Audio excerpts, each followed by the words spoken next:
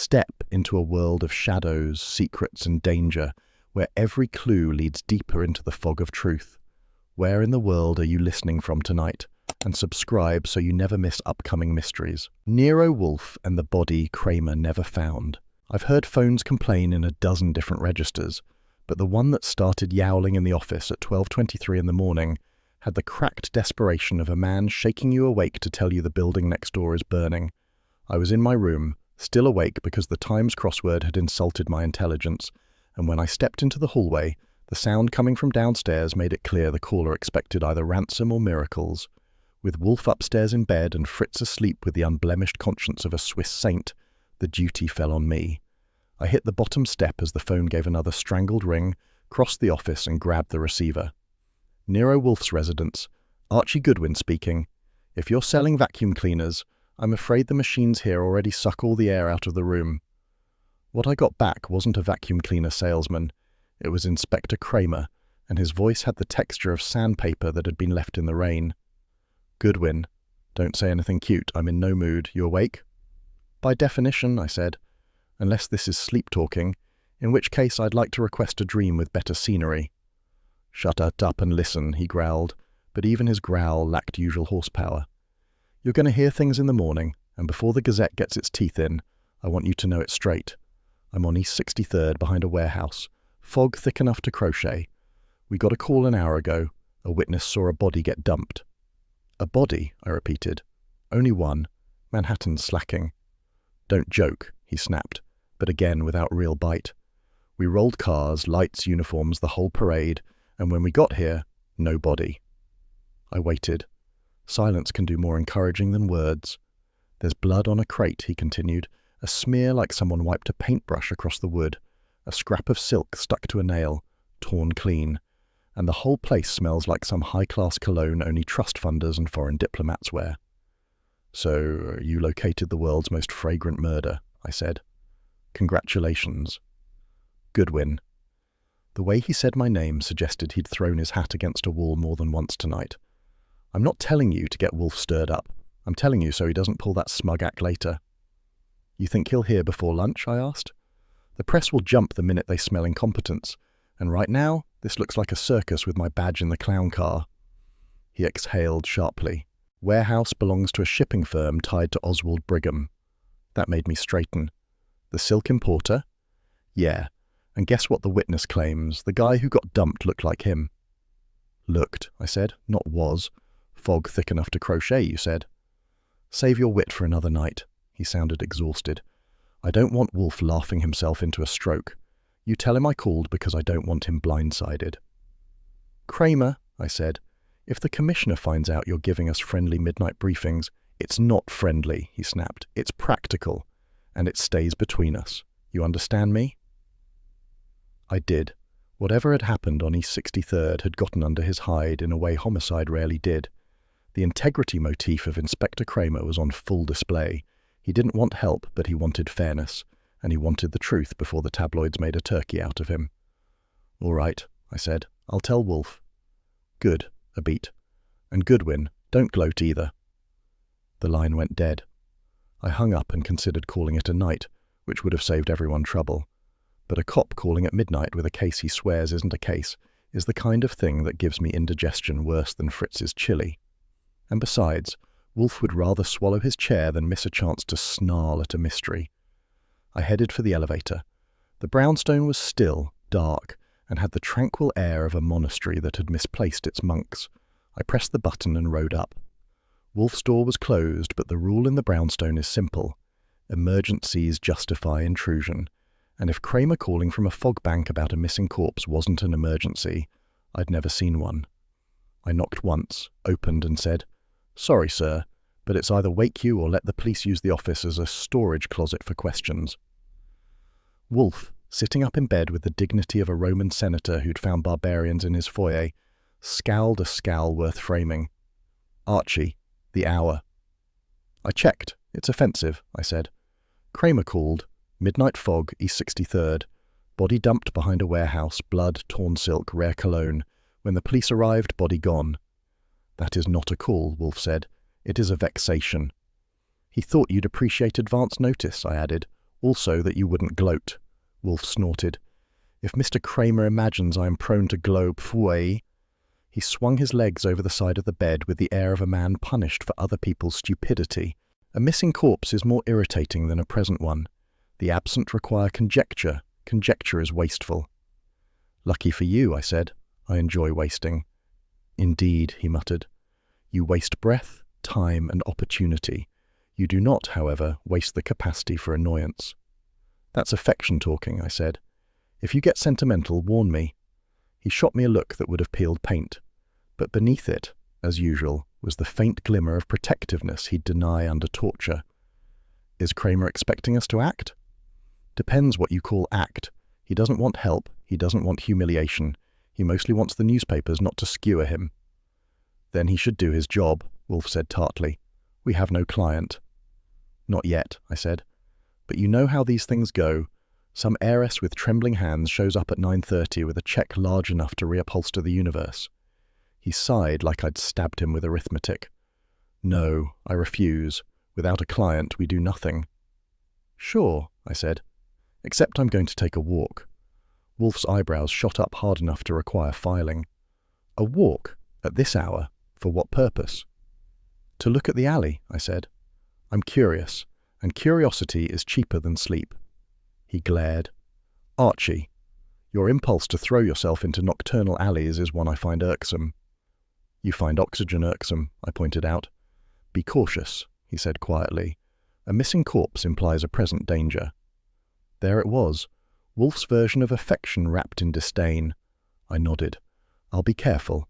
If anyone shoots at me, I'll duck behind something silk-free. That is not amusing. I disagree. Bah, go then. He lay back. But you will report upon your return. I will not be awakened twice. Fair, I said. Besides, if someone dumps a second missing body, I want to be sure you're the first to know. Downstairs, I grabbed my coat and hat. The night outside was the kind Manhattan saves for noir films. Streetlights smothered in mist, distant tires hissing, the kind of fog that makes even fire hydrants look suspicious. I stepped out, locked the door, and headed east, thinking of blood on crates and cologne on the breeze. Cramer's embarrassment made more sense now. A missing corpse is worse than an unsolved murder. It's a murder that refuses to cooperate. And a torn silk fragment meant the motif wasn't just violence, it was commerce. Silk, shipping lanes, warehouses, and money moving in the dark. I reached the corner, turned toward Lexington, and kept going. I had no illusions about finding a corpse that had already played hide-and-seek with the NYPD, but sometimes the night teaches you more than the day admits. As I walked, I thought of Wolfe indignant in bed, pretending he didn't care while worrying I'd get brained by a smuggler. And somewhere across town, Cramer stood in a fog-licked alley, trying to keep his badge from looking like a punchline. All things considered, it wasn't a bad start for a case that wasn't a case, and as I stepped deeper into the night, heading for East 63rd, I had the feeling the warehouse had more to show me than Cramer wanted to know, and more to hide than Wolfe wanted to touch. Either way, I was going to see it. Last night's walk to East 63rd had turned up nothing but fog, empty crates, and the conviction I should have stayed in bed. Morning sunlight can be a rude thing, especially when it barges into the office uninvited and settles across Wolfe's desk like it owns the mortgage. At 9:20 that morning, it was doing a fine job of making the place look almost cheerful, which didn't fit the mood of the house. Wolfe had spent breakfast issuing syllables that suggested he blamed all of civilization for last night's interrupted sleep, while I stuck to coffee and kept conversation to the bare minimum required by law. The orchids overhead hummed their tropical silence. 9 to 11 was their sacred period, and I was expecting the next hour to pass uneventfully. Then at 9:42 the bell rang with the polite insistence of someone who knew how much it cost. I went to the door. The woman standing there looked as if she'd been assembled out of porcelain and resolve. Tall, elegant, cold around the edges, she wore a navy suit tailored with the precision of a surgeon's scalpel. Her eyes were blue but brittle, as if something important inside them had cracked and no one had swept up the shards. Miss, or Mrs., I asked. Miss Brigham, Lydia Brigham. She had a low, controlled voice that suggested she had spent years learning how not to tremble. I have an appointment. You don't, I said. But you do have very good timing. Mr. Wolfe is in the office. Come in. I ushered her inside. She didn't look around. She moved as though she already knew what the place should be and was checking whether we matched the brochure. When we reached the office door, I gave the standard tap and entered. Wolfe was at his desk with his bulk positioned to suggest that Newtonian physics had surrendered early. He didn't rise, of course. Rising is for lesser beings. He merely turned his head and took in Lydia Brigham with the solemnity of a man witnessing a rare eclipse. "Miss Brigham," he said. "Good morning. Please sit." She did so with the grace of a woman pretending not to be falling apart. Fritz appeared a moment later with a tray, tea, lemon, a sealed pitcher of ice water, and bowed before retreating. She thanked him with a faint nod. Fritz likes manners, and she had them by the yard. I took my desk chair across the room, ready to observe and interject as needed. It wasn't needed long. "My father is missing," she said. "The police came to our home at dawn and asked if I could identify a man they believed had been killed last night. But when they returned to the alley, there was no body. They wouldn't tell me much, but they suggested it might relate to my father's business." Wolfe sighed, and it was a sigh with vowels, consonants, and commentary. "My condolences, but I require clarity. Your father is Oswald Brigham, owner of Brigham Imports?" "Yes." "And the police believe he may have been harmed?" "They didn't say it directly," she replied with a tightness that didn't escape me.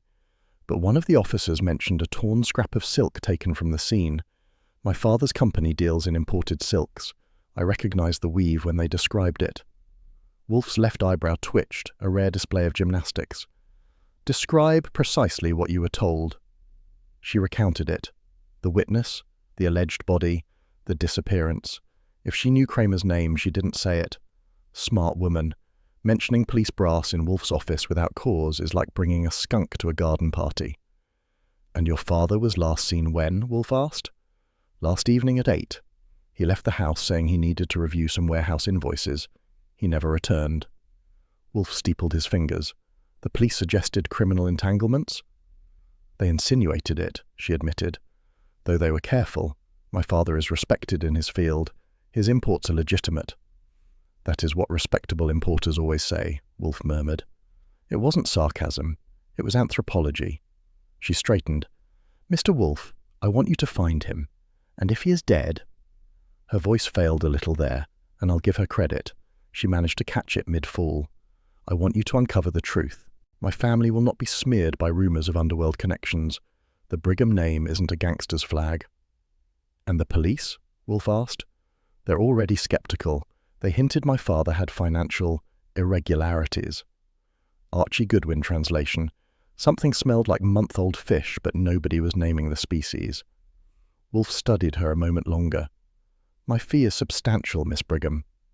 She opened her purse, extracted a checkbook, and wrote a sum that made even my eyebrows consider acrobatics. When she handed it over, Wolfe glanced at it, nodded once, and placed it on his blotter as if it were a sacred text. "If you lie to me," he said calmly, "I will withdraw." Her chin lifted a millimeter. "I don't intend to lie." "That," I commented, "is often the first lie, but you don't look the type." Her eyes flicked toward me, not fondly. "I assure you, Mr. Goodwin, I'm quite capable of telling the truth." "I've heard that before," I said. "Usually right before it turns out the truth had twins." Wolfe gave me a glare sharp enough to slice citrus. "Archie." "What?" "I'm establishing rapport." "You are establishing imbecility. Restrain it." I leaned back with a grin. Lydia Brigham looked confused but not offended, which put her ahead of most clients. "There is more," she said. "Our company accountant, Harold Vane, disappeared 3 weeks ago. My father insisted it was personal matters, but I wasn't permitted details." That tidbit landed like a brick. Wolfe's nostrils flared. He loathes half-truths the way most men loathe poison. "Why conceal it?" he asked. "My father did not like scandal," she said stiffly. "Our business partners might have interpreted it as mismanagement." "Pfui," Wolfe muttered. "People vanish only when compelled, by love, debt, or fear." She swallowed but didn't contradict him. I decided to toss one more log on the fire. "Miss Brigham, one of the details Cramer dropped last night. There was a distinct cologne scent in the alley. Expensive. Imported. Ring any bells?" She nodded. Orient 7. My father favoured it. It's rare, costly, and imported through certain Asian distributors. Very few men in Manhattan wear it. Well, I said, that narrows the field to a manageable 3,000. Her lips tightened. If this is a joke to you— It's not, I said, but jokes make the world go round, along with murder, taxes, and silk. Silk, there was the motif. Between her father's business, the torn fabric in the alley, and the scent trail, it was clear we were wading into a mess tied to other ports of call. Wolfe tapped the check with a forefinger like it was a metronome. Archie, you will go to the warehouse after lunch, examine the area where this alleged body was seen, and you will visit Harold Vane's residence. Sure, I said. Want me to bring back a souvenir? Perhaps another scrap of silk to match the decor? That, Wolfe declared, is the red herring you will discard. You are not collecting fabric. I saluted. Lydia blinked. Wolfe ignored both of us. Miss Brigham, he said, I accept your retainer, but I caution you, if your father was entangled in illicit affairs, the truth may be unpalatable. I want the truth, she said quietly, whatever form it takes. She rose gracefully.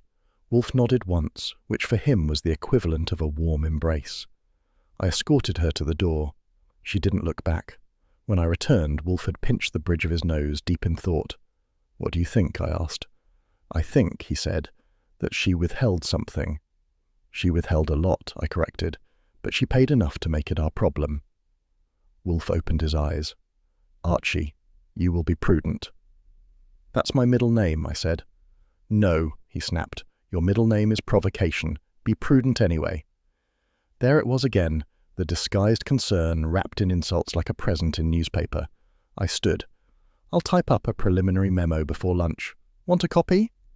Yes, concise, no flourishes. And Archie, do not let yourself be shot.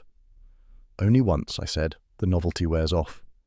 He closed his eyes, signalling the end of discussion. Fritz's voice floated from the dining room doorway a moment later. Lunch will be ready at 1, Mr. Wolfe. Thank you, Fritz, Wolfe replied, already shifting into his ritual pre-meal calm. I headed for my typewriter, ready to put the morning's revelations on paper.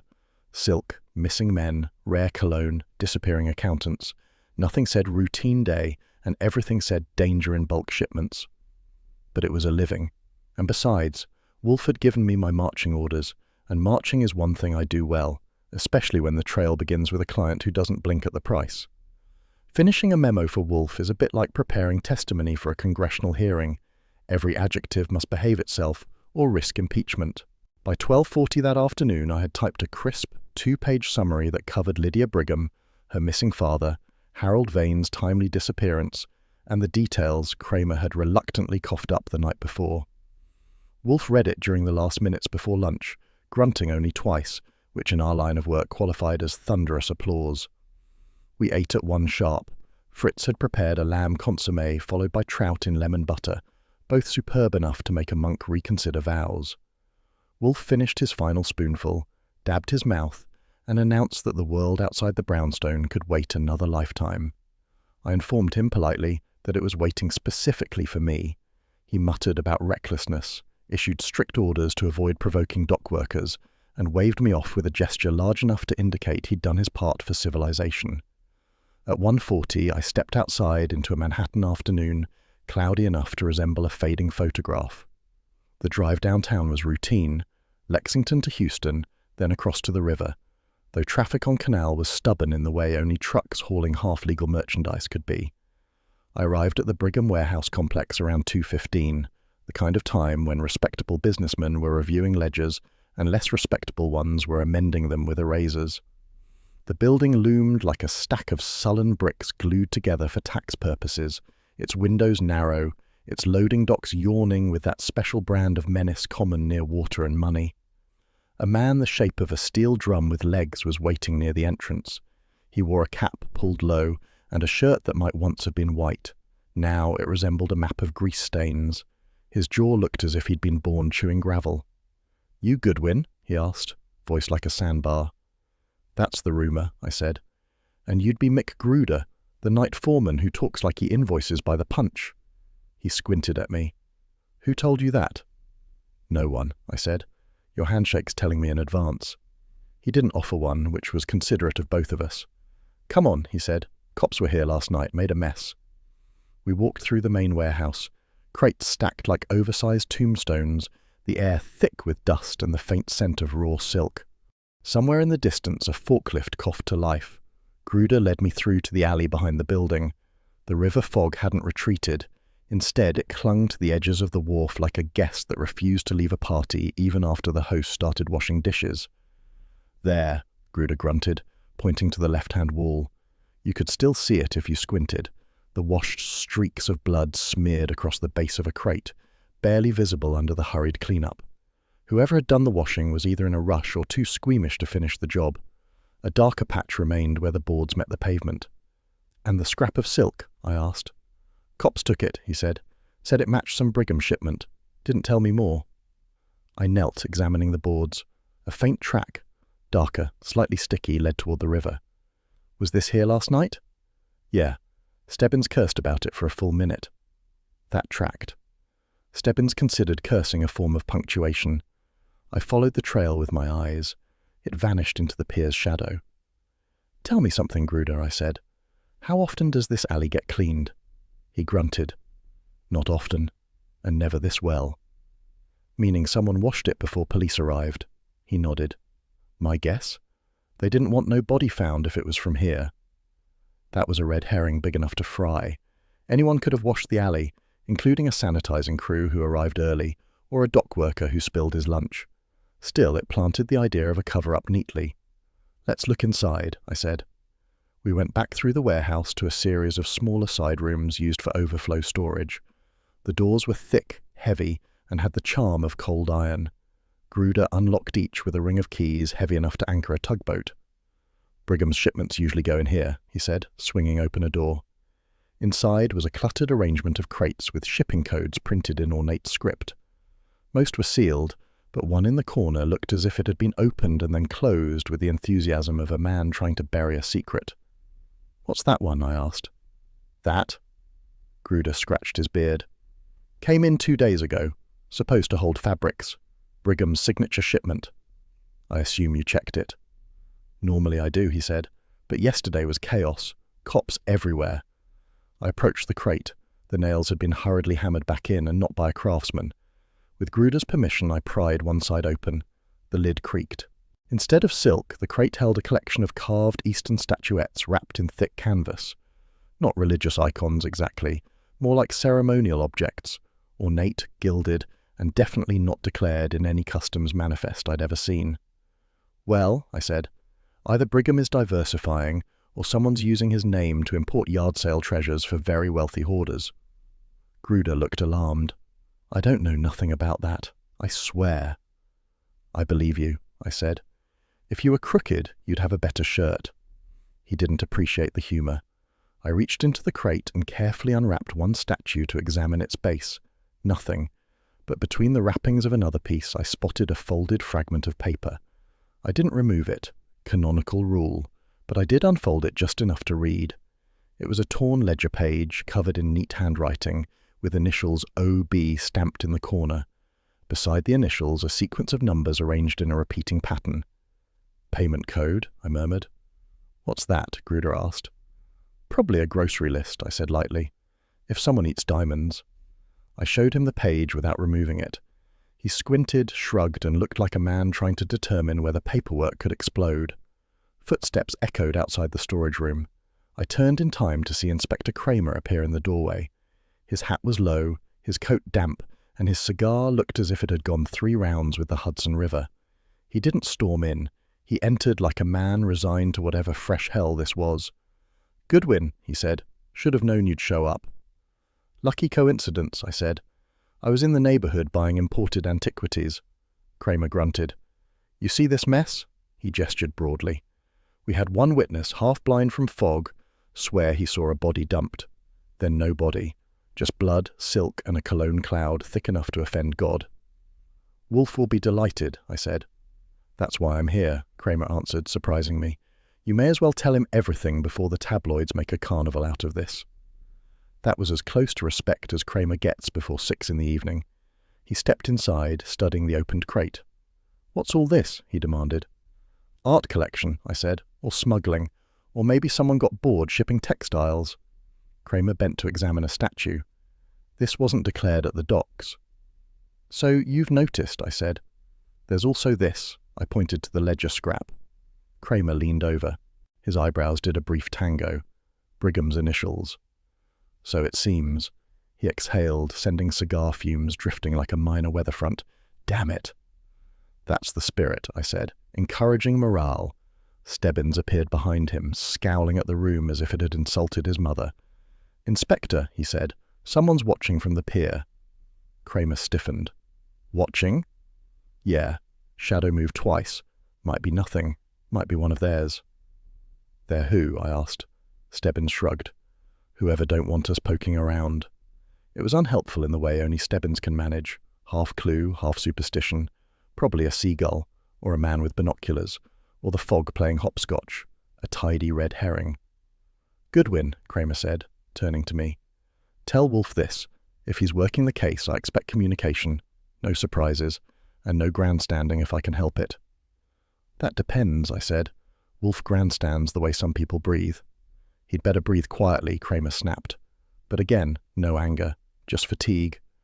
We walked out to the alley together. The fog had thickened, hugging the river like it didn't want to let go. Stebbins pointed toward the pier, muttering about shadows. Nothing moved except gulls and mist. You leaving? Cramer asked me. Eventually, I said. But first I want another look around the pier. Fine. He paused, then added grudgingly, keep me posted. That was the professional détente required once per case. Cramer stalked off, Stebbins in tow. I spent another half hour exploring the edges of the dock. The trail smudges were faint but consistent. A body, or something heavy, dragged toward the water. The river lapped against pilings with the slow menace of a thing patient enough to wait for secrets. The scent of cologne lingered faintly, caught in the air like memory. By 3:40 I'd seen all there was to see, and enough to know we were in deeper waters than silk shipments and missing accountants. I returned to the car, planning the report I'd give Wolfe. He'd grumble, of course. He'd threaten to drop the case at least once. But he'd listen. He always listened, especially when the trail involved coded ledgers and clandestine imports. I started the engine, glanced once more at the fog-shrouded pier, and drove back toward West 35th Street. If someone had been watching, they'd have seen me leave. And if someone had dragged a body into the river, they'd know by now that the river wasn't the only thing willing to chase answers. Some news has the tact to arrive in the morning. Other news shows up in late afternoon wearing muddy boots and tracking trouble across your carpet. Earlier that afternoon, I'd left the East River docks with fog in my hair and the unpleasant certainty that Brigham's warehouse held more secrets than silk. By the time I reached the brownstone, it was 4 o'clock on the nose, and Wolfe had vanished into the plant rooms for orchid hours. That left me with nothing to do but file my notes, stare at the phone, and hope it didn't ring with a request from anyone holding a badge or a grudge. Hope, of course, is wasted on phones. The call came at 4:33. I recognized the voice immediately. Sergeant Fink from the Marine Unit, a man who spoke as if every word were a burden he expected someone else to carry. Goodwin, we pulled a body. My stomach tightened. Brigham? No, some pencil pusher named Harold Vane, shot. Been in the river 12 hours, maybe less. Thought you'd want to know. That was considerate in the same way thunderstorms are considerate when they wait until after a picnic to start. I thanked him, hung up, and paced the office once. Vane, Lydia Brigham's vanished accountant, had decided to reappear at a highly inconvenient moment, and with all the charm of a corpse that knew something the living wouldn't say.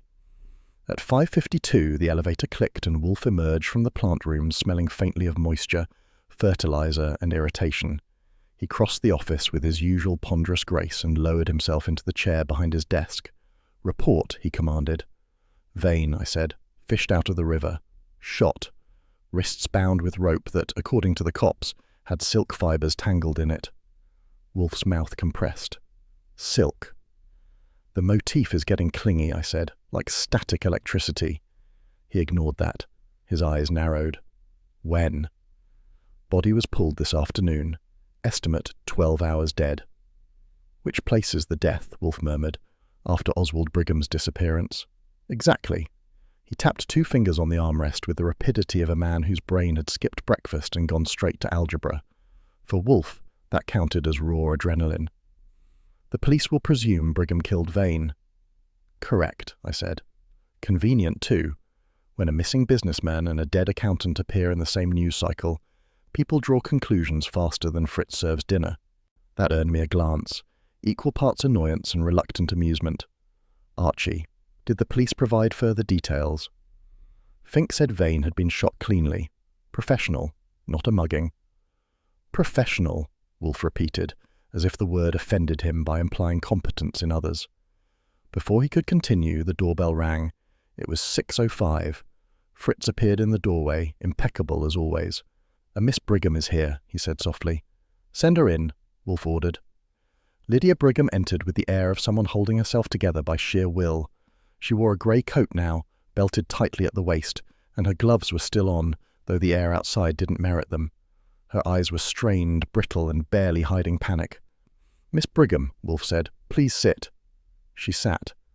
"Mr. Wolfe, the police just contacted me. They found—" Her voice faltered. "They found Harold Vane. Dead." "Yes," Wolfe said, "we have been informed." Her gaze darted to me. "My father didn't kill him." "I didn't say he did," I replied. "But you think the police will," she pressed. "I think the police enjoy neat narratives," I said. "Unfortunately, reality prefers messy ones." Her gloved hands twisted in her lap. "My father would never harm Harold. He valued him." "Valued him enough," Wolfe said dryly, "to conceal his disappearance for 3 weeks." "That wasn't his fault," she said too quickly. Wolfe leaned back, fingers steepled. "Miss Brigham, you are withholding something." She jolted as if a wire had snapped inside her. "I'm not—" "Do not insult me," Wolfe interrupted. "I am not the police. I cannot compel you. But I can refuse service. If you lie, I will." Her lips parted, then closed. For several seconds she struggled with the choice between truth and pride.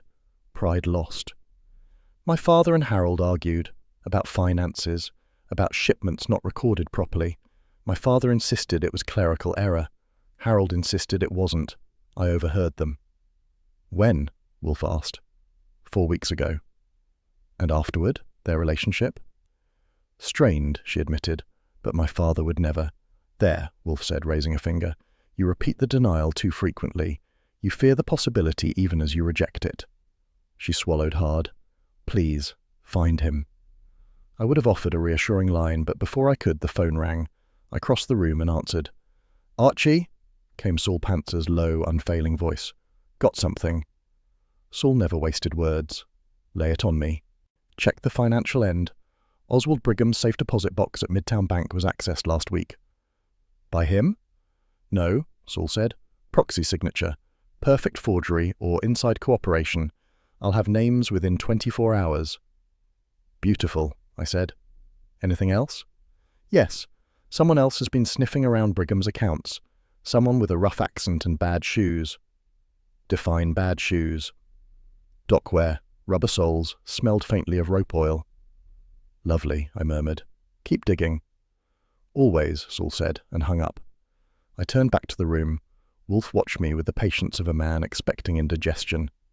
"Saul?" he asked. "Saul," I confirmed. "Brigham's safe deposit box was cracked by proxy. Someone had access to his financial records." Lydia looked stricken. "You mean someone stole from him?" "Or framed him," I said.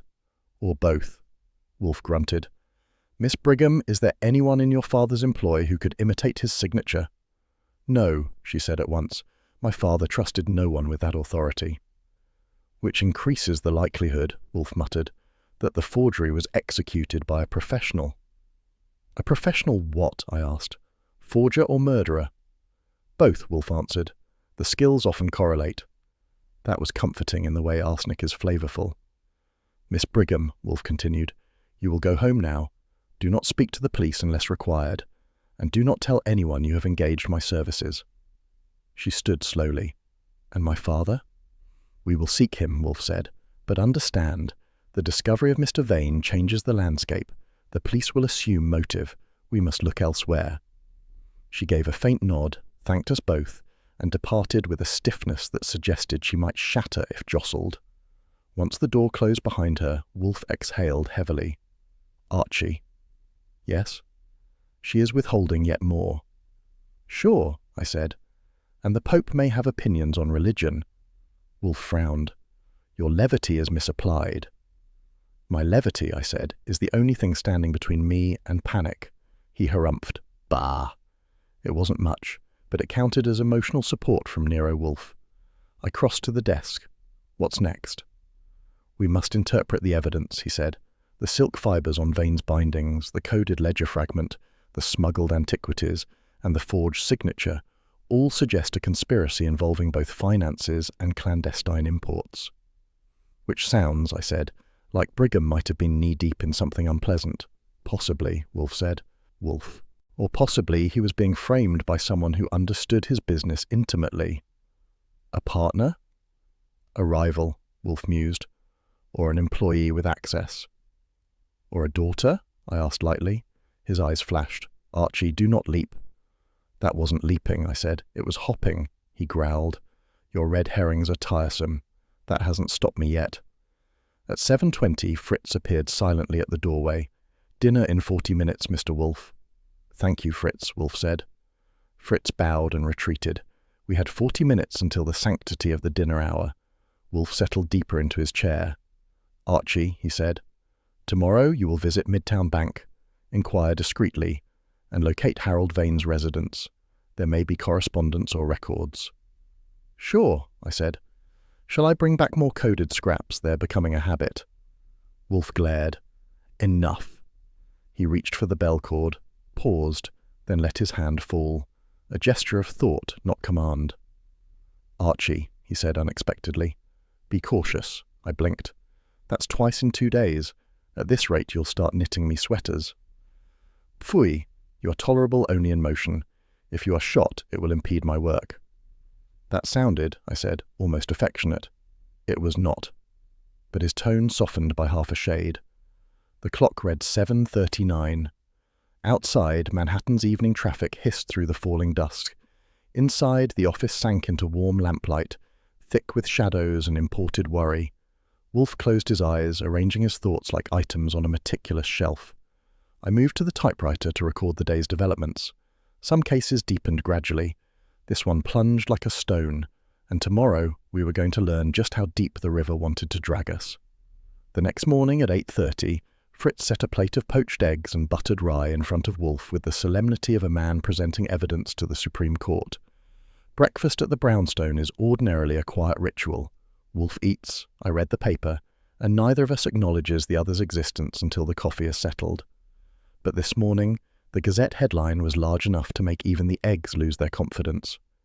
When I unfolded the paper, the bold letters seemed to shout at the wallpaper, "Wolfe meddles in missing corpse case." I didn't react.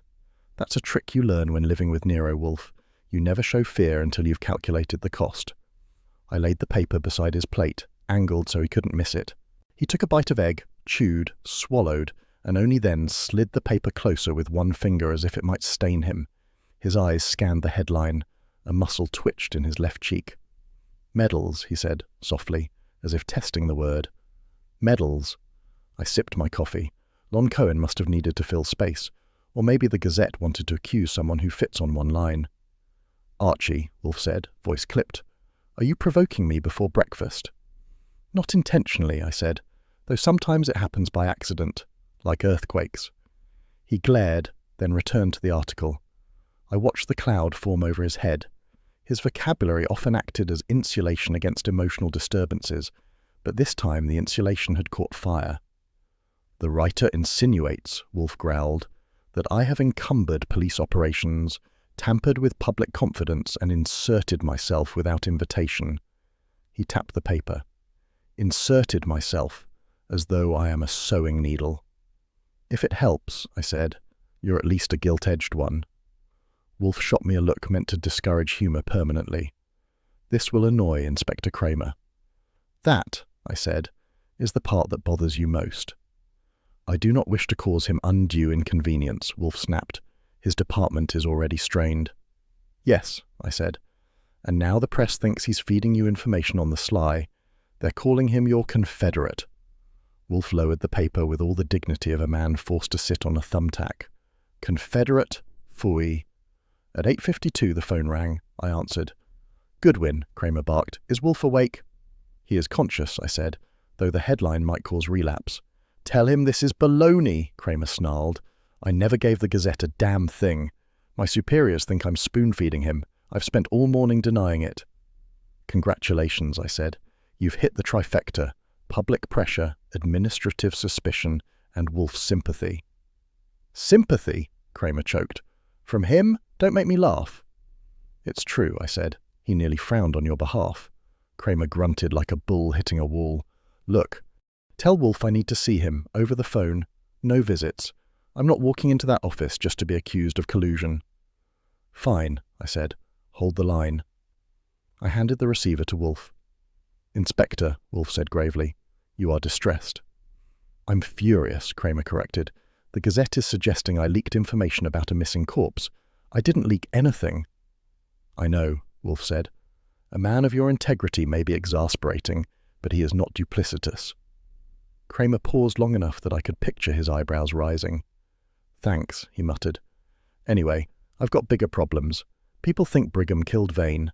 I'm not convinced. The timeline's off. Indeed, Wolfe said. Vane was slain after Mr. Brigham disappeared. Exactly. So whoever killed Vane might also be trying to frame Brigham. Or eliminate him, Wolfe suggested. Maybe, but this smells like a financial job. Cramer lowered his voice. Keep your ears open. And, Wolfe, don't gloat.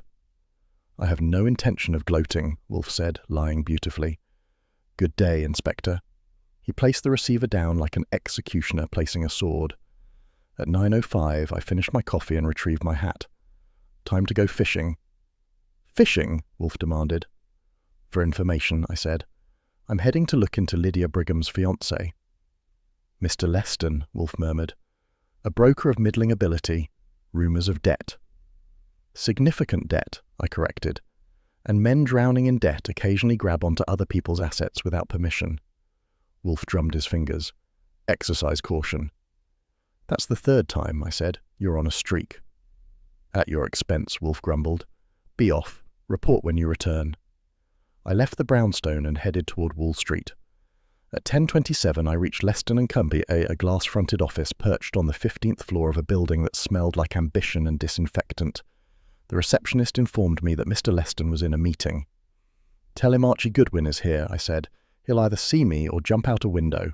Either way, it clears the schedule. She stared, but phoned him. 30 seconds later, she waved me in. Gerald Leston was young, sleek and nervous in that polished way men get when their bank accounts and consciences are both overdrawn.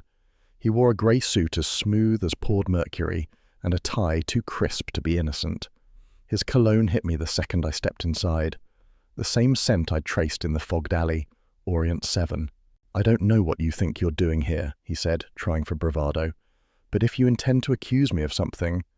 I intend to ask questions, I said, sitting uninvited. Accusations come later if you don't cooperate. His jaw tightened. This concerns Lydia. This concerns her father, I corrected, and Vane, and the fact that you've been quietly selling off Brigham assets. He flinched. That's not illegal. Companies restructure all the time. Sure, I said, and sometimes they restructure right before disappearing. What are you implying? That you're sweating under that suit more than is fashionable. He glared. Look, Goodwin, I've been under financial pressure, yes. Bad market, bad luck. But none of that means I'd hurt Oswald. He was practically family. Family smells different, I said. Right now you smell like imported cologne used by precisely 3 men in Manhattan. You, Brigham, and the one who stood in that alley last night. It's a coincidence, he snapped. Anyone can buy it. Only if their wallet can support its ego, I said. Where were you last night at 10? Home, he said too quickly.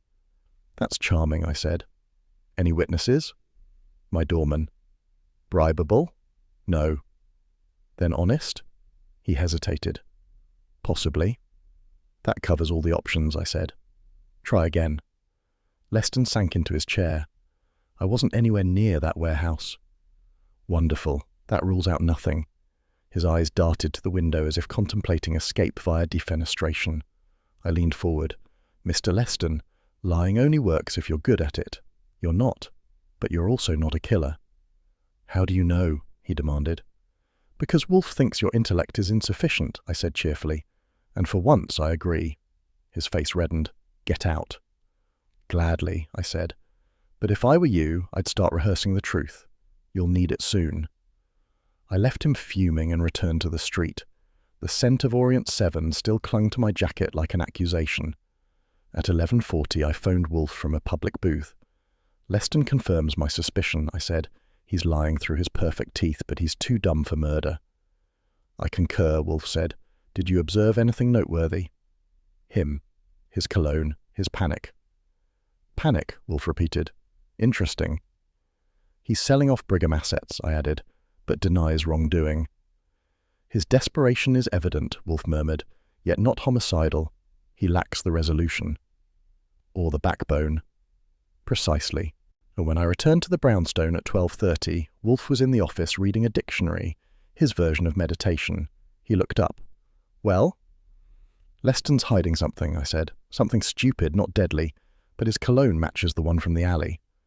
Wolfe nodded slowly. "He is complicit in a deception, but not the architect of violence." "Then who is?" "That," Wolfe said, "remains our task." Fritz appeared at the doorway. "Lunch in 30 minutes. Wolfe exhaled deeply. "Archie, prepare a written summary." I went to my desk, rolled in a sheet of paper, and began typing, the Gazette headline staring up at me from the wastebasket where Wolfe had tossed it. Public opinion had turned, the police were rattled, Leston was sweating, Lydia was cracking, and somewhere in the city, a killer was counting on the noise to drown out the truth. But the truth had a way of showing up at Wolfe's table, whether invited or not, and from the way he tapped his fingers, I knew the next guest was on its way. Most men start their mornings with toast. Mine started with Saul Pantzer finding a hidden apartment above a Chinatown silk shop and calling me at 10:40 with a voice so calm it made the information sound like a grocery update. "Archie," he said, "I'm on Mott Street. Brigham had a place here, not listed anywhere. You'll want to come. If Saul tells you you'll want to come, you go." I left the brownstone after clearing it with Wolfe, who gave me a lecture on prudence disguised as permission, and headed downtown. Chinatown before noon has a rhythm all its own. The clatter of delivery carts, the smell of frying dough and ginger, silk banners swaying above narrow sidewalks. The sky was the colour of tarnished silver, and the air had a faint edge of river chill that mixed ironically well with the perfume of spices. Saul waited beneath a faded red awning that advertised silk in 3 languages. He had his usual flat cap, hands in pockets, expression neutral enough to calm a hurricane. "Upstairs," he murmured, tilting his head toward a narrow side door.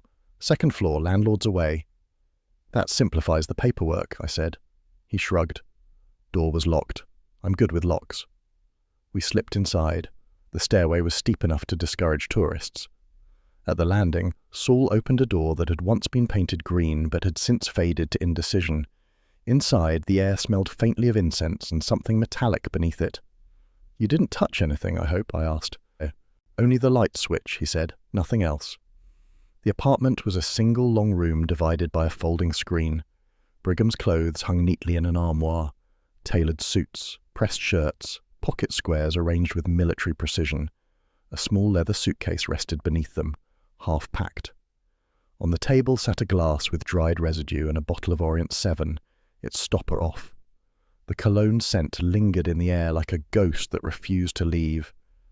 "The place belonged to Brigham," Saul said quietly. "I found letters addressed to him, some rent receipts, cash payments." I stepped farther in. "Anything else?" He pointed at the rug. Dark stains marred the floorboards beneath the edge, brownish, old but unmistakably blood. My pulse kicked up a notch. Brigham might not be dead, but something violent had taken place here. Saul walked to a small writing desk. This was in the drawer. He handed me a folded sheet of cream paper. I opened it carefully. The handwriting was elegant, deliberate, Brigham's style, if Lydia's description was accurate. The letter appeared to be a farewell of sorts, cryptic, apologetic, expressing regret for what must be done to protect her. "Her," I said. "Lydia." Saul nodded. "There's more. Look at the dates. The letter referred to future events, plans to depart, contacts to meet, but one date was scratched out and overwritten. Poorly overwritten. The ink tone didn't match the rest. Someone amended it, I said. Sloppy job, not Brigham. Saul offered a small grunt that counted as confirmation.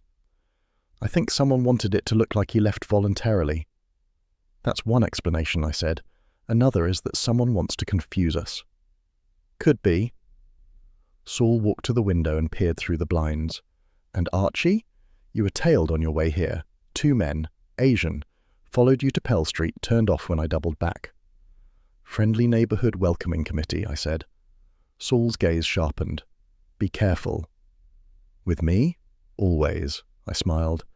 With Wolfe glaring at me every time I return bruised, it's self-defense. We left the apartment precisely as we found it, closed the door and stepped back onto Mott Street. Saul peeled off to pursue financial leads. I headed east toward the next corner, intending to check the back alley behind the silk shop. I didn't make it. 2 men separated from the pedestrian stream and flanked me with the subtlety of falling safes. The first was lean, sharp-faced, with a scar over his left eyebrow. The second was broader, wearing a jacket that could hide a variety of objects you wouldn't want to meet. Scarface touched my shoulder. You follow wrong trail, he said in accented English. Dangerous for snooping. I make a hobby of danger, I said. Collect it like stamps. The broad one stepped closer. Go home. Your fat boss stay out. I sighed inwardly. That insult always put me in a public service mood. I swung an elbow at Scarface's ribs. He caught it, but not well. I hooked his wrist, twisted, and heard him hiss. Broad Jacket lunged. I sidestepped and greeted him with a quick jab that sent him reeling. The 2 regrouped, and for a second I wondered if the alley behind me had enough space for 3. Then a woman's voice cut across the street. Enough. The thugs froze. A small woman approached, though small wasn't the right word. She had the presence of someone who could command an army with a whisper. Her hair was silver at the temples, her dress a severe navy silk, and her eyes sharp enough to slice paper. She carried herself with the authority of a queen and the moral flexibility of a merchant who had outlived several rivals. Madame Yao, Scarface muttered. So this was Chinatown's syndicate leader, the one cops whispered about but never charged. She gave me a polite smile that held no warmth. Mr. Goodwin, she said, Nero Wolfe's man. You cause stir. I'm sightseeing, I said. Lovely neighborhood. She didn't blink. You look for Oswald Brigham. I look for answers, Brigham included. Brigham made dangerous choices, she said calmly. He deal with people he should not. It is not wise to chase his shadow. Wise isn't my specialty, I said. Answers are. Her lips curved, just slightly. Mr. Goodwin, my men should not have touched you. They grow nervous. Too many eyes on our streets lately. Your streets? I asked. No one owns Chinatown, she said. But some of us keep order. She stepped closer, lowering her voice. Brigham was involved with shipments he did not understand. He thought he could manage both legitimate and illegitimate trades. A foolish idea. But his death, if death it is not our doing. You deny involvement? I asked lightly. I state fact. He was a small piece in a larger game. Someone more desperate than us wanted him gone. Scarface shifted. Madame Yao flicked her fingers and he stepped back instantly. You value life, Mr. Goodwin, she said. Value your own.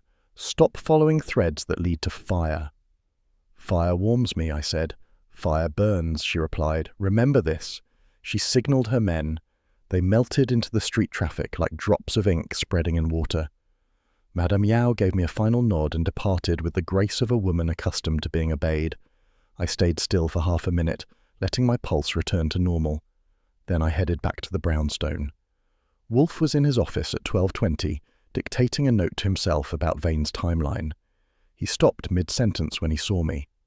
Archie, your tie is crooked. That's because 2 gentlemen tried to rearrange my anatomy. His expression tensed, Wolfe's version of alarm. Explain. I did. Saul's discovery, the secret apartment, the blood, the altered coded letter, the thugs, Madame Yao's warning. Wolfe listened without interruption, though when I mentioned the scuffle, his nostrils flared as if he'd smelled something sour. Confound it, he muttered. You insist on courting injury. I wasn't courting, I said. more like rejecting with enthusiasm. He ignored me and held out a hand. The coded letter. I placed the photostated copy, I made it before leaving, on his desk. Wolfe studied it for 3 minutes, silent as marble. Then, the dates are wrong. The writer mentions arrangements on the 15th, but references a shipment that occurred on the 18th. Amateurish. Meaning someone altered it, I said, to make it seem Brigham left willingly. He nodded. Exactly. And whoever did so lacked both intelligence and knowledge of the import schedule. A red herring? I asked. A clumsy one. Wolfe's eyes narrowed. But useful. It proves external manipulation. So someone else wants Brigham missing. Or implicated. Wolfe leaned back. Madame Yao's warning is credible. Her organization would not have bungled an abduction so sloppily. Then who? I asked. That, he said, is what we must discover. But first, you will write a memo summarizing your encounter. Then we dine. I grinned. Dinner and paperwork, a glamorous life. Archie, Wolfe said softly, be cautious. That was his 4th caution in 2 days. Either he worried or the universe was tightening its fist. Maybe both. I went to the typewriter, hands still tingling faintly from the alley scuffle. Brigham's hidden room, the altered letter, Madame Yao's warning. The case had twisted again, and every new thread led deeper into silk, secrets, and someone's very dangerous ambition. Wolfe closed his eyes. The orchids waited. If a man ever wanted proof that Manhattan can kick you in the shins before breakfast, Cramer provided it by summoning me at 9:30 the next morning. The message came through a patrolman who looked as though he'd rather deliver subpoenas for the IRS than ask Archie Goodwin for anything. Inspector wants you, he muttered. Privately. Privately. That one word told me everything. Cramer calling Wolfe directly was routine. Calling me alone meant he needed something he couldn't yell across a desk. I took a cab downtown, watching the city slip by like it was trying to avoid eye contact. When I reached homicide, the desk sergeant pointed me toward Cramer's office with a grunt that hinted the atmosphere inside wasn't fit for livestock. Cramer sat behind his desk like a man who'd spent the night wrestling with paperwork and losing. His cigar was unlit, which was the first sign of trouble.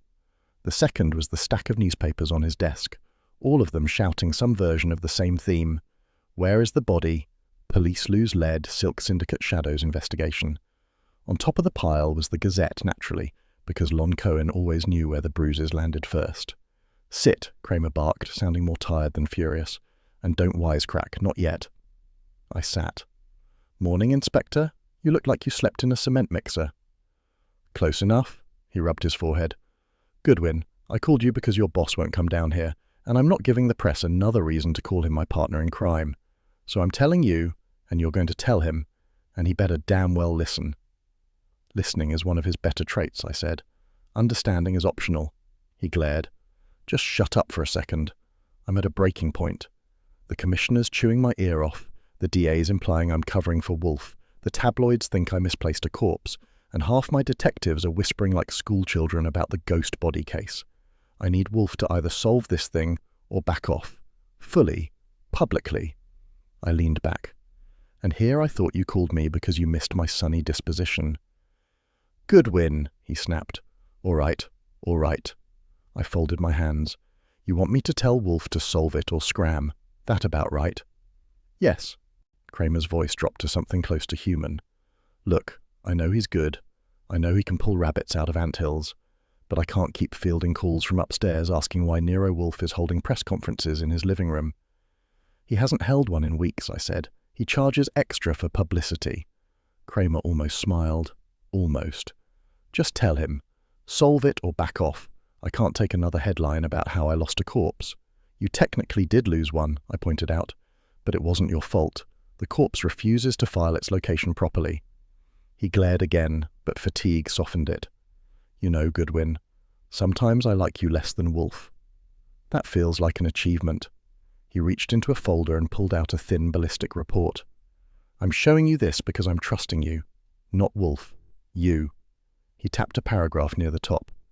Ballistics confirmed Vane was shot with a .38 at close range. Time of death is after Brigham vanished, meaning Brigham couldn't have killed him. That supports Wolfe's theory, I said. A frame job. I know it does, he growled. And it kills me, but the evidence says what it says. Then why look like you swallowed a typewriter? Because, he said, stabbing a finger into the desk, every damn thing we find makes Brigham look guiltier to the public.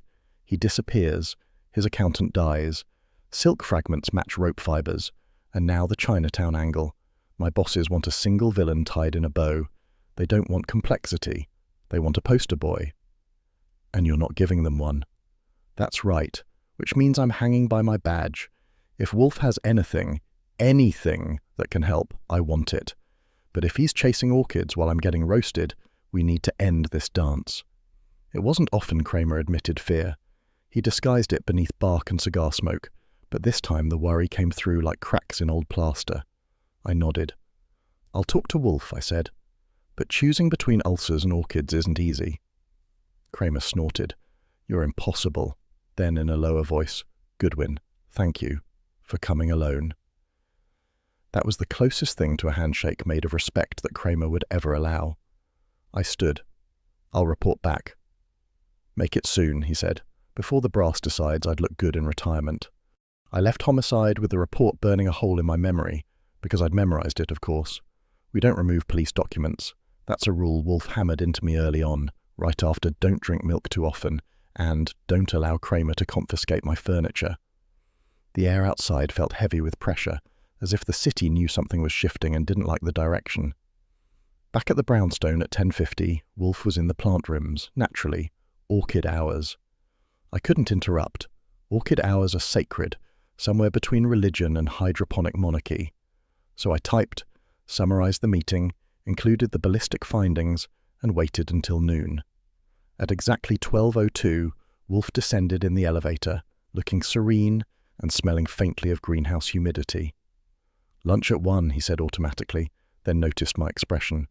What now? Cramer's in trouble, I said. Real trouble. Of course he is, Wolfe sighed. He is endlessly under siege. Sit. He went to his desk and lowered himself into the chair with a grunt. I handed him the typed memo. He skimmed it quickly, lips tightening at the phrase lost corpse. When he reached the part about ballistics, he leaned back and steepled his fingers. As I anticipated, he murmured. The accountant's death was calculated to implicate Mr. Brigham, but murderers often misjudge the elasticity of timelines. Elasticity? I asked. Murderers need watches, not rubber bands. Wolfe gave me a fleeting glance. Your metaphors continue to distress me. Thank you, I said. He tapped the desk. Inspector Cramer has extended professional trust. That is rare. Very rare, I said. He wants you to solve it or back off. Back off? Wolfe's eyebrows rose an inch. Ridiculous. I have accepted a retainer from Miss Brigham. Withdrawal is possible only if she has deceived me. You think she has? I think she's holding something back. He tapped again, fingers drumming in a rhythm that counted as Wolfe's version of quickened pulse. But deception from a client does not absolve me from the obligation to pursue truth until the deception is exposed. So you'll solve it. Of course. At 12:30 the phone rang. I answered. Goodwin. Lieutenant Stebbins, came the familiar bulldog growl. Listen, Cramer said you could stop by the lab. Limited access. Don't start rooting around. Stay where the tech tells you. Well, bless his heart, I said. And yours too. Cut it out, Stebbins snapped. Just get here by 1:15. I relayed the invitation to Wolfe. He nodded. Attend, observe, return. You're not coming? I said. He stared at me. Archie. Right. Forgot who I'm talking to. And Archie, Wolfe added, you will thank the lieutenant for granting access. Stebbins might faint. He will survive, Wolfe said. Lunch arrived at exactly 1, Fritz appearing in the doorway with plates of pheasant and rice pilaf. Wolfe dismissed further discussion until his digestive system had been properly honoured. At 1:15 I was on my way again, heading downtown to the police lab. Stebbins met me at the door, arms crossed, face carved from disapproval. Come on, he grunted. Techs are busy. The lab smelled like gun oil, disinfectant, and frustration. A ballistics specialist showed me the .38 slug recovered from vein, the powder burns, and the angle. I absorbed everything, asked the questions Wolfe would have asked, and mentally framed the details so I could relay them without error. When we finished, I turned to Stebbins. "Lieutenant, Wolfe asked me to thank you. Formally." Stebbins blinked, startled. "He did?" "Yes." "Well, hell." He scratched his chin. Tell him I said he's welcome. This once." I left with that rare gem of goodwill tucked away like a medal. At 3:30 I returned to the brownstone and found Wolfe in the office sipping beer from a chilled glass. Post-Orchid hours, of course. He motioned for the report. I delivered it verbally, point by point. When I finished, Wolfe nodded. "Inspector Cramer behaved with impeccable professionalism. We shall reciprocate." "You'll call him?" "I will, but you will speak first. It is easier for him." That was Wolfe's version of compassion, and I recognized it instantly. He motioned toward the phone. I dialed Cramer. "Inspector? Goodwin. Wolfe wanted me to tell you he received the ballistic findings and appreciates your trust." Silence. Then, "He said that?" Verbatim. A sigh. "All right, Goodwin. Tell him I'll wait for his report." I hung up and relayed it. Wolfe actually smiled, barely, but enough to reach his eyes. At 4, he rose. "Orchids." "Of course," I said. He paused at the elevator. "Archie, proceed with care." That was caution number 5, and it meant the world was tightening fast. I sat at my desk as the elevator lifted him to the plant rooms, typed a fresh note to organize the day's findings, and stared at the evidence string forming in front of me. Ballistics, timelines, coded letters, silk rooms, syndicate warnings, collapsing reputations. The case wasn't just a puzzle now. It was pressure, and it was closing in. If a man wants to test the limits of his sanity, he should spend the morning chasing silk smugglers through Chinatown, then spend the afternoon reporting every detail to Nero Wolfe, who responds with the emotional range of a stunned boulder. My own limits were tested the next day when Saul phoned at 9:07 with news about Gerald Leston that made my eyebrows attempt escape. But the day started earlier, with me heading toward Mott Street again. Madame Yao didn't send thugs this time, which I took as a compliment, or a sign she had something to say. Chinatown in mid-morning was a bright mosaic of noise and colour. Silk awnings flapping overhead, vendors bargaining, crates unloading from trucks patched with rust and stubbornness. I walked into her tea house, a narrow, fragrant room that smelled of jasmine and secrets. She sat in the corner booth like a queen conducting court, sipping tea from a porcelain cup that probably cost more than my monthly salary. 2 guards watched from the doorway, hands folded but muscles ready. "Mr. Goodwin." She gestured for me to sit. "You return. I am unsure if that shows courage or poor judgment." "With me, the difference is mostly academic," I said. A faint smile. "Tea?" "No thanks. I'm working." "Ah." She set her cup down. "Then you want answers." "I want clarity," I said. "About Vane, about Brigham, about why I keep getting warnings instead of explanations." Her gaze sharpened. "What do you know of Harold Vane?" "He was an accountant who disappeared 3 weeks ago," I said, "then turned up dead, shot, dumped, bound with rope fibers matching imported silk." "Correct," she said. "But you miss the reason. Vane stole, not from me first, from Brigham." "That tracks," I said. "Lydia mentioned money trouble."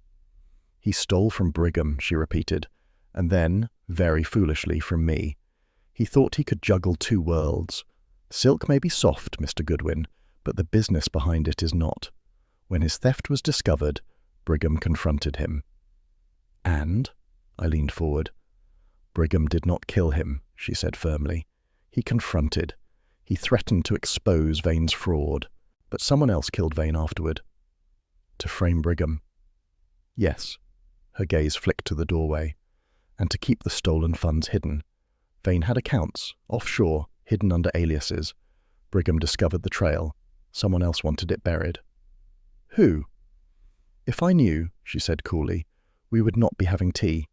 Her tone made it clear she would reveal no more. I stood. "Thank you for the clarity, and the restraint." Madame Yao nodded. "Be careful, Mr. Goodwin. Threads pull back." Back on the sidewalk, I mulled her words.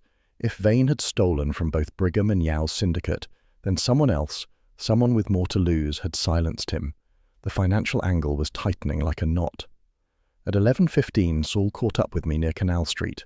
He materialized from the crowd like a quiet thought. "Gerald Leston," he said without preamble. "He lied." "You surprise me," I said. "Leston lies the way most men breathe." "About last night," Saul continued. "About where he went. I followed him this morning. He met with a banker in a private office on Grand Street. Man named Victor Holden." Name rings a bell. Shady operator. "Shady," Saul agreed. "He handled a proxy signature on Brigham's safe deposit box." That hit with the force of a freight truck. "Leston used Holden?" "Yes. They exchanged envelopes. Holden left with one. Leston kept the other." "What kind of envelopes?" "The kind that hold documents," Saul said. "Or cash." "Wonderful." I rubbed my forehead. "So Leston lied to me about everything except his haircut." Saul tilted his head. "He's in it, Archie. Not necessarily as a killer, but as someone laundering Brigham's assets. Or Vane's." "Or both," I said. "Brigham's disappearance was staged, dates altered. Maybe Leston helped." "Maybe." Saul's lips pressed thin. "But someone else is directing traffic." "And that someone killed Vane." "Yes," I exhaled. "All right, I'll take it to Wolfe." Saul nodded once and vanished into the city with his usual magician act. Back at the brownstone at 12:30, I found Wolfe in the office with a dictionary open, his way of meditating on the English language and mankind's failings simultaneously. Fritz appeared with lunch moments later, lamb chops with rosemary, potatoes browned to perfection, and a salad that Wolfe regarded as decorative rather than edible. He waited until Fritz departed before speaking. "Your report, Archie." So I told him everything. Madame Yao's confession, Vane's thefts, the confrontation with Brigham, the third-party kill, Saul's surveillance of Leston, the banker Holden, the proxy signature, and the envelopes changing hands. Wolfe listened with fingers steepled, eyes narrowing incrementally as the threads aligned. "This," he murmured, "is becoming intolerable." "That's the spirit," I said. He shot me a glance. "I do not wish for levity. The situation is precarious. A man vanished. Another slain. Your excursions into Chinatown have already invited violence." "It was mild violence," I said. "Barely rated a bruise." "That is not the point," he snapped. "You were followed, ambushed, threatened. If you continue attracting the attention of criminal elements, I will be forced to reconsider your assignments." "Are you worried about me?" I asked. "Worried?" he scoffed. "Nonsense. Concern for an employee is merely prudent." "Of course," I said. "Purely professional affection." "Archie." His tone could have frozen steam. "Your levity is misplaced. This case involves fraud, syndicates, financial desperation, and a murderer who has twice acted with precision. You are a conspicuous target." "And you're stuck in the house," I said. "That's part of what bothers you." His nostrils flared. "Do not be absurd. My immobility has no bearing." I grinned. "If you say so." He ignored that. "The alignment of clues now forms a pattern. Vane stole from Brigham, then from Madame Yao. Brigham discovered it. He confronted Vane and threatened exposure. He planned to disappear to protect his daughter. Someone intercepted that plan, altered the dates, staged the disappearance, killed Vane, and framed Brigham." "Someone with access to Brigham's financials," I said. "Leston Fitz." "Insufficient," Wolfe said. "His intellect is meager, his panic genuine. He could help forge documents, yes, but he lacks the spine for homicide." "And the banker?" "Possibly," Wolfe mused. "Mr. Holden may facilitate illegal transfers. He may have aided Vane. He may have aided the killer." "So our third party is someone in the financial chain." "Likely," Wolfe said. "Someone who benefits from Brigham's removal and Vane's silence." "Who profits?" I asked. "A pertinent question," Wolfe said, "but not answerable yet." Fritz returned to clear the plates. When he left, Wolfe leaned forward slightly, voice softening. "Archie." "Yes?" "You must exercise caution." "That's 6 times now," I said. "If you keep this up, I'll think you care." He glared. "Confound it. A dead assistant is inefficient." "And a live one is underpaid," I said. "This seems like an excellent time to revisit salary negotiations." His eyes closed halfway. "Archie?" "Yes." "Phooey." That, from Wolfe, was affection disguised as disgust. I stood, grabbed my notebook, and headed to my desk.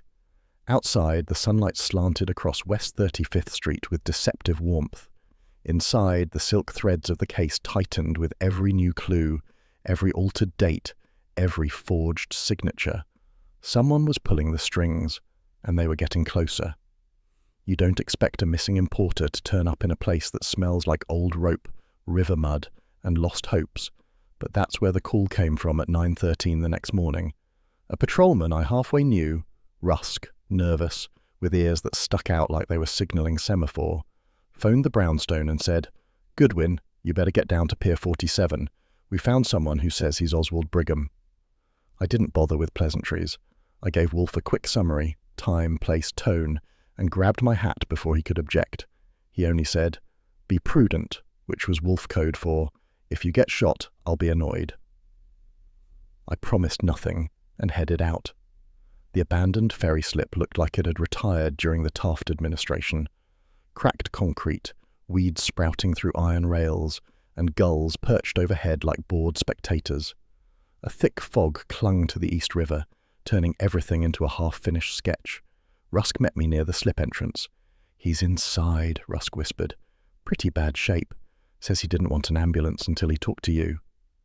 "Well," I said, "that's touching, or deranged. Lead the way." We moved inside. The air chilled 10 degrees and water slapped somewhere underneath like a slow, irritated heartbeat. A lantern cast a weak glow over a man sitting against a piling, wrapped in a filthy blanket. His face was swollen, one eye nearly closed, lips cracked, hair matted. But the features matched the photos Lydia had shown us. Oswald Brigham, alive, barely. He tried to stand when he saw me. "You're Wolfe's man," his voice rasped like sandpaper. "Archie, Goodwin." "That's right," I said, kneeling beside him. "You look like you've had a lively week." He laughed, which turned into a cough. "I suppose. I'm lucky to be alive." "What happened?" I asked gently. "Start from the beginning. What you remember." Brigham winced, shifting as though every inch of him protested. "It was Leston." I blinked. "Gerald Leston? Lydia's fiancé?" "Yes," Brigham breathed. He orchestrated everything.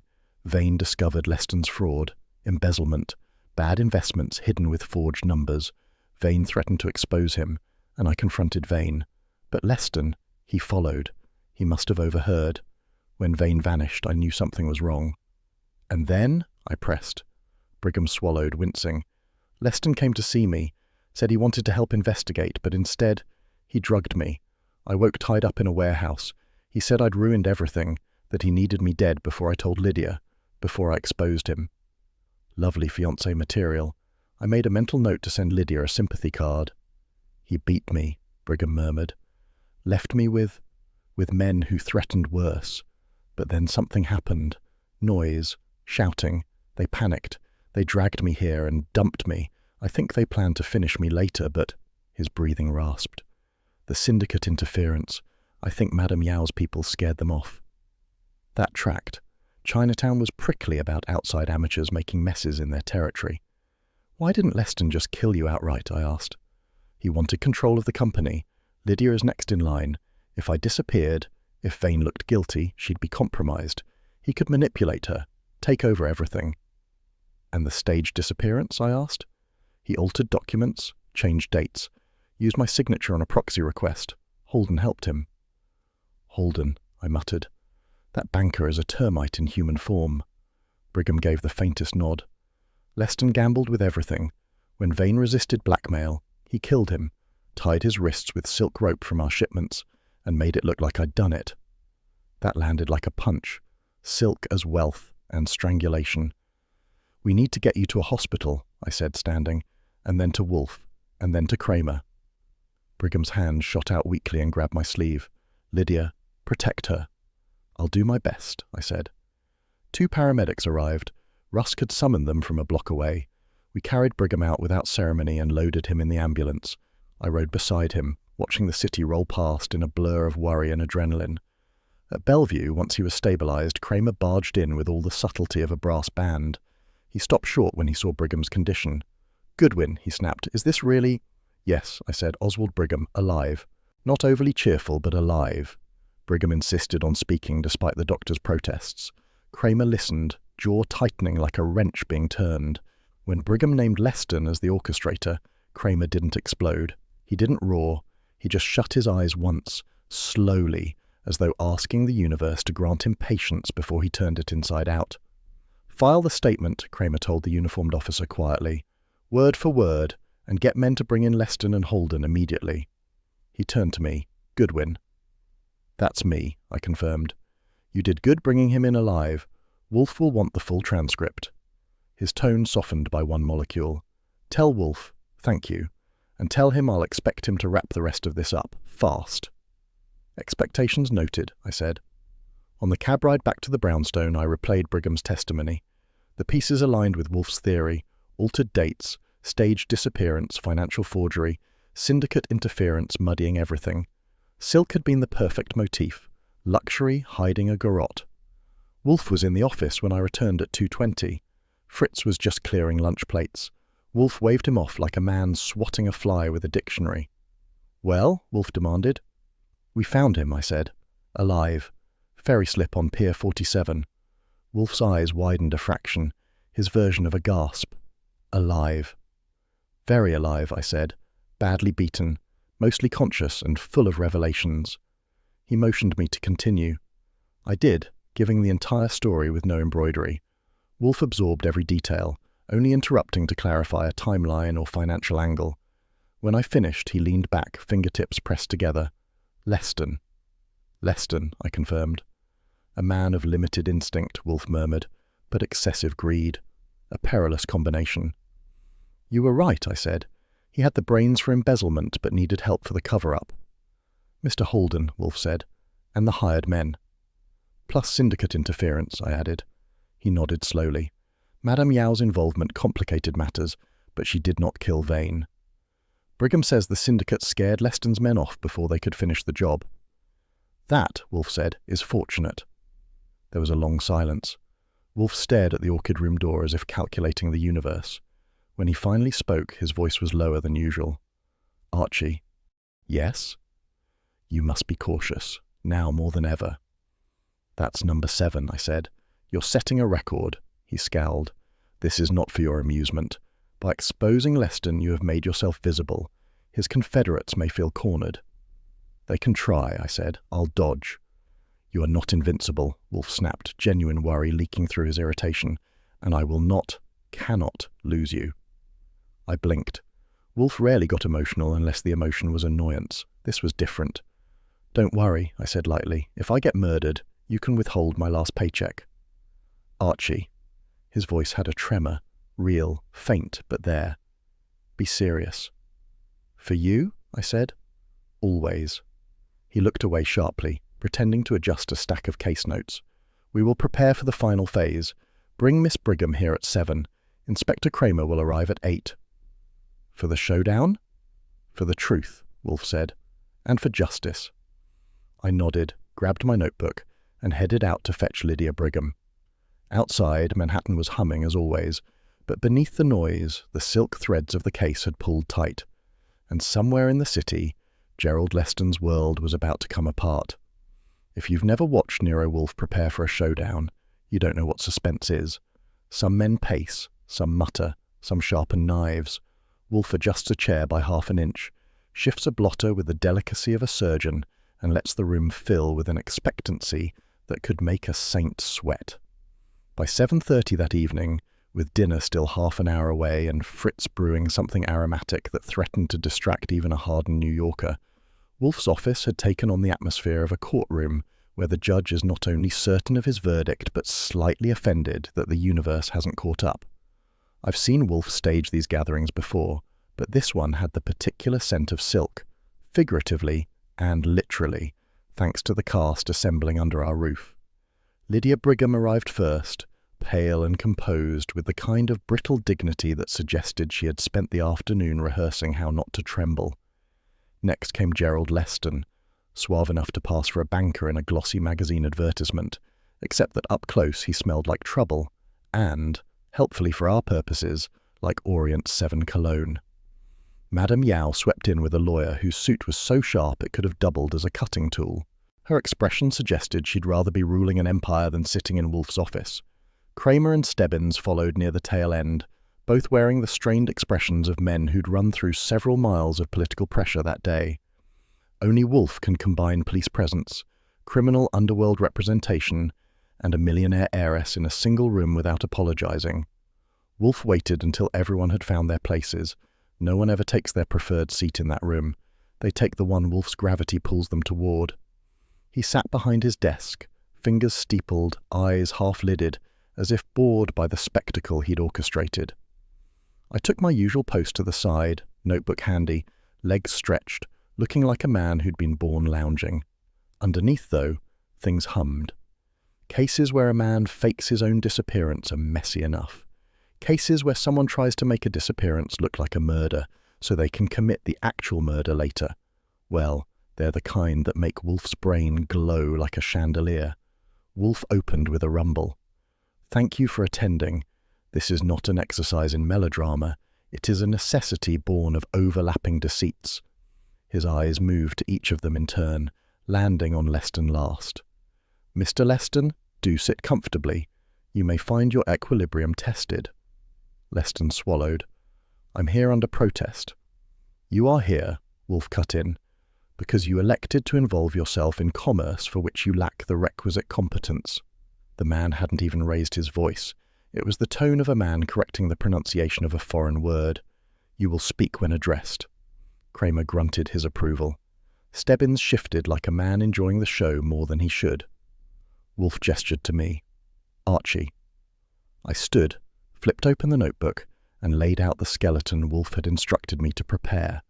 The timeline of Brigham's disappearance, Vane's murder, the altered ledger dates, the proxy signature at the bank, the crate of smuggled antiquities, the silk fragment, the scent from the alley. None of the suspects interrupted.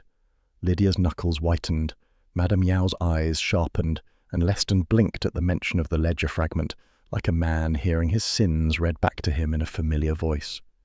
When I finished, Wolfe tapped his fingertips on the desk, a gesture which, if you've ever worked for him, you know is as close as he gets to pacing. "Let us proceed," he said. "The coded ledger." He lifted the page with 2 fingers as though balancing an accusation on the tips. Mr. Brigham employed a system of date shifting to track illicit transfers, 1 shift backward for personal withdrawals, 2 forward for clandestine payments. He paused.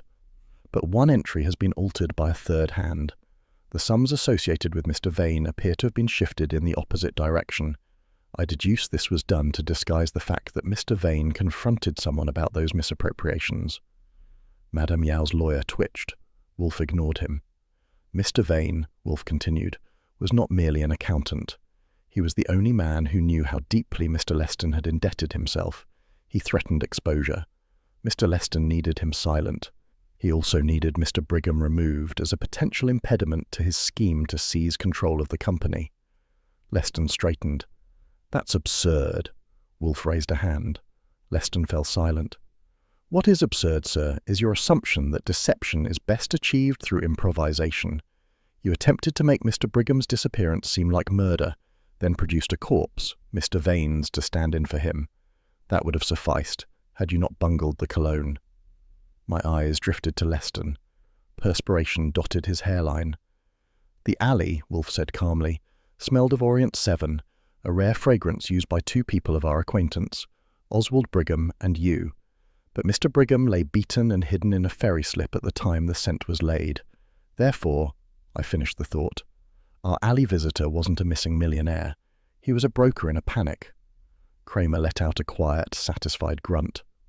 Leston's lawyer, a wiry fellow who looked like he polished his glasses more often than he used them, rose. "My client acknowledges no wrongdoing. These statements are conjecture." "Sit," Wolfe murmured. The man sat. I wish I could bottle whatever force Wolfe uses for that trick. Wolfe continued. "Mr. Leston acquired funds illegally. Mr. Vane discovered this and threatened to reveal it. Mr. Leston killed him. He then attempted to kill Mr. Brigham as well, failing only through incompetence. Next, he enlisted third parties to create an image of syndicate involvement, a crude obfuscation." Madame Yao bristled. "We do not obfuscate, Mr. Wolfe." "You do many things," Wolfe replied, "but in this instance you were an unwitting distraction. Someone left a silk fragment near Mr. Vane's body, someone familiar with your trade." Not one of your employees, a man attempting to imply your participation. Her eyes went volcanic. That, I suspected, was Wolfe's method of returning a favour for her earlier cooperation. Wolfe lifted the coded letter from Brigham's secret apartment. Mr. Brigham intended, for reasons I still find artistically irritating, to vanish temporarily to spare his daughter from scandal. He altered his schedule, his habits, and even his wardrobe. A faint sniff. But he did not alter this letter. The date shift here matches his private system, not the corrupted version associated with Mr. Vane's death. Therefore, someone else, Mr. Leston, rewrote segments of the ledger to implicate Mr. Brigham. Lydia pressed a hand to her throat. Gerald, tell him he's lying. Leston's mouth opened and closed like a fish gasping in shallow water. I added cheerfully, he'd better hurry. Cramer's about to sprain something restraining himself. Cramer shot me a glare that held no heat. Finish, Wolfe. Wolfe nodded slightly. The proxy signature at the bank was executed by Mr. Leston's associate, a certain Mr. Bandon, with whom Mr. Saul Panzer observed Mr. Leston meeting this afternoon. Saul, standing unobtrusively near the back wall, tipped his hat in acknowledgement. Thus, Wolfe concluded, the chain is complete. Mr. Leston required money. He stole it. Mr. Vane discovered the theft. He was killed. Mr. Brigham stood in the way of seizing full control. He was attacked and left for dead. The syndicate was used as a smoke screen. He lifted a brow. Phooey! A bungled tapestry of silk threads and ego. Leston lurched to his feet. This is insane. I won't sit here and... He froze. Cramer, who had risen silently, slid a pair of handcuffs into view.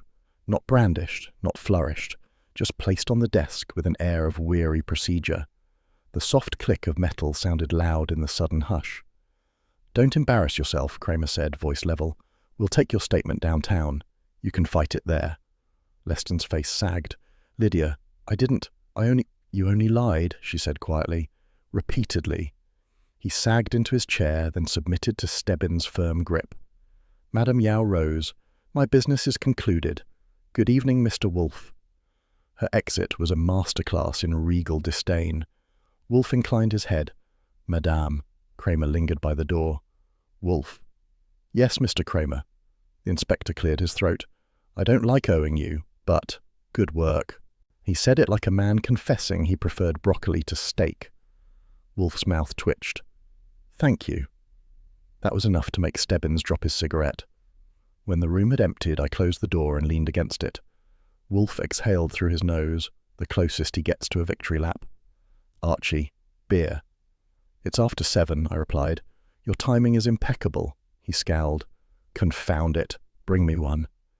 I headed for the kitchen, grabbed the chilled glass Fritz had prepared, and returned. Wolfe took it with a gratitude he'd deny under oath. He sipped, set it down, and fixed me with a look that carried more weight than his words. You executed your duties without undue recklessness. For that I am satisfied. Well, I said, if that's not affectionate praise, I'll start wearing silk myself. He growled. Your imbecilities are relentless. Comes with the salary, I said, which, by the way, could always be raised. Hazard pay, danger pay, silk-related trauma. There are arguments. Wolfe closed his eyes. Archie. Yes? Cease. I grinned. Sure, tomorrow. He reached for his bell cord. Whether to summon Fritz or punish me with scolding I never found out, because at that moment the orchids upstairs called him like a conductor's baton. He rose, with the monumental dignity of the Taj Mahal going for a stroll, and stepped into the elevator. I watched the doors slide shut. Another body found, another culprit cornered, and another night without sleep, I muttered. And people wonder why I don't like midnight calls. If Wolfe heard me, he didn't show it, but when he vanished upstairs, I could swear the elevator cables hummed in agreement.